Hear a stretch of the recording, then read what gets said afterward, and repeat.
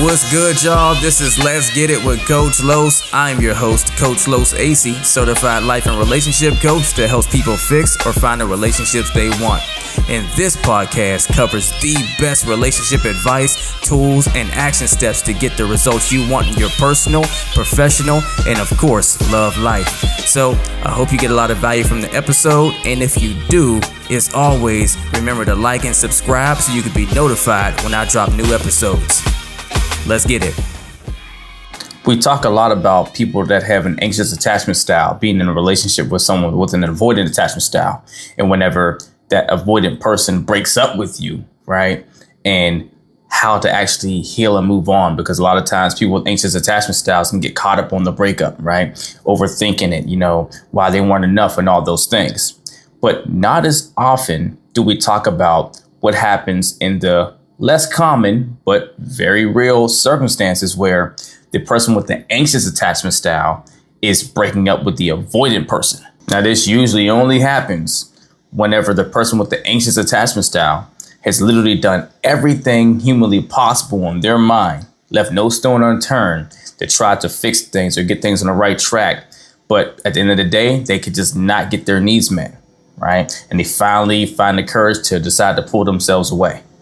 But the reason why I'm talking about this is because if you have an anxious attachment style and you've actually done that, a lot of times it puts you in a similar position with the difficulty actually walking away and not going back or harping over that last relationship the same way it would if the avoided person left you. Why? Because your attachment style is all about validation in some sense, right? Reassurance, right? And so even though you found the courage to walk away when you were not getting your needs met the way you needed them to, now what starts to happen so often in those circumstances is you start second guessing whether you did enough, whether you loved on your partner hard enough. Could you have not gone a little bit longer? Was there not something left that you could have did that might have changed things? Did you call it too soon and did you bail on them? Did you quit? To where you wind up getting caught in this cycle of overthinking your role in the breakup or your decision to walk away, right? Because that anxious attachment style is trying to tell you to, validate that you are still a good person.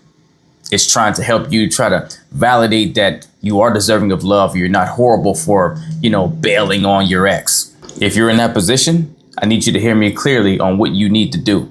Because the last thing I want you to do is wind up making a poor decision or sitting there and starting to deteriorate yourself because you are guilt tripping yourself about making the decision that was most serving to you to preserve your well-being. So what you need to do is stop trying to validate your character and the fact that you're a good person and spend more time in that space validating your decision to leave.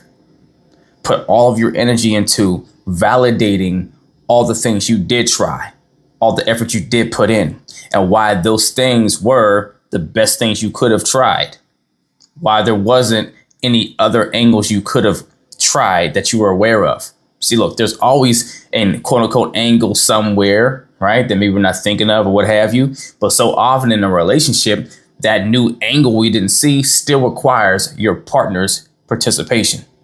So at some point, you could have tried all the angles you could for your dynamic. And if your partner wasn't going to work with you, hey, you had to make the decision you had to make. So you need to spend more time putting all your efforts, all the overthinking brain power and ability you have into really dissecting and vetting your decision and why it was the best decision you could have made for the time. And look, so much about having an anxious attachment style and that validation is about going to go trying to earn love, right? Through caring for others, caring for your partner, being the best person you can be for your partner, right? So when we're trying to do that, we're really trying to serve that other person, do what's best for them. So sometimes what's best for someone is your absence, your value removed from their life, because they're not living in a way that is due to earn your value still being in their life. And so it actually can be harmful to their growth if you allow them to still keep you in their life, if they're not living as a person at certain standards that deserves to have you in their life. They're not getting to learn a valuable lesson, and you're weakening their ability to be the best version of themselves that they truly want to be. Spend way more time validating and vetting, while all the angles and approaches you took to try to help resolve the issues and the problems you guys had was all you could do.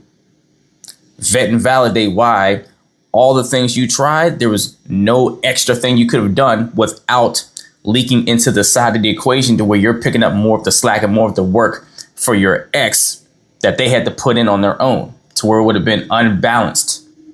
Vet and validate that, right? Give reason behind it. Give the backing. Build a trail behind it, so you have some credence to it, something that you actually believe in, and not just trying to convince yourself that you tried everything you could.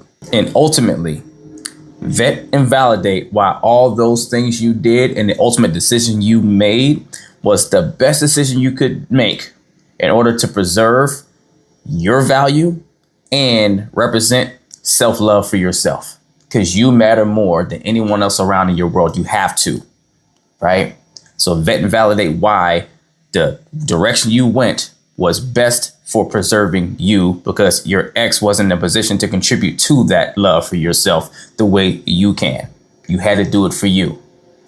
Prove that to yourself. If you're in that position and you walked away from your ex and you're struggling with your decision and questioning whether or not you made the right call, you need help working through that so you can move on confidently and not make a poor decision to try to go back or keep beating yourself up, either email or DM me coaching, and we will get to work if you're ready to put the work in.